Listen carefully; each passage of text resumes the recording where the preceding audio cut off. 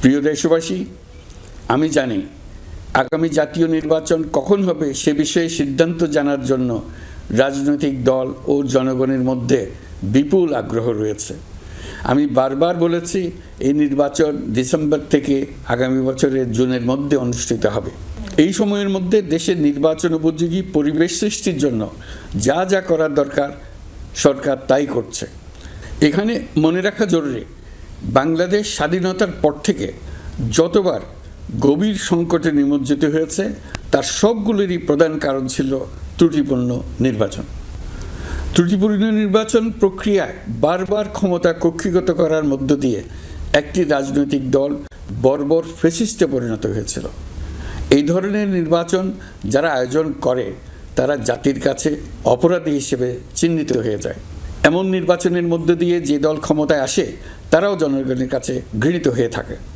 এই সরকারের একটি বড় দায়িত্ব হলো একটি পরিচ্ছন্ন, উৎসবমুখর, শান্তিপূর্ণ, বিপুলভাবে অংশগ্রহণের পরিবেশে একটি নির্বাচন অনুষ্ঠান করা, এমন একটি নির্বাচন আয়োজন করা যাতে করে দেশ ভবিষ্যতে নতুন সংকটে না পড়ে।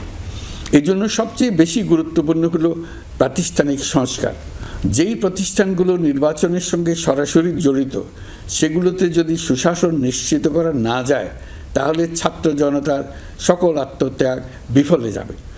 সংস্কার, বিচার, নির্বাচন, এই তিনটি ম্যান্ডেটের ভিত্তিতে আমরা দায়িত্ব গ্রহণ করেছিলাম।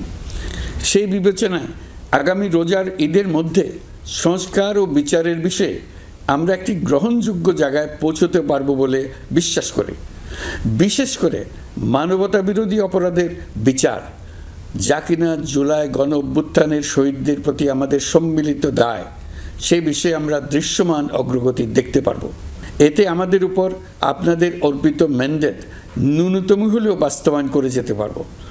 সেই বিবেচনায় ও ইতিহাসে সবচেয়ে অবাধ, সুষ্ঠু, প্রতিদ্বন্দ্বিতামূলক ও গ্রহণযোগ্য নির্বাচন আয়োজনের জন্য সকল পক্ষের সঙ্গে আমরা আলোচনা করেছি।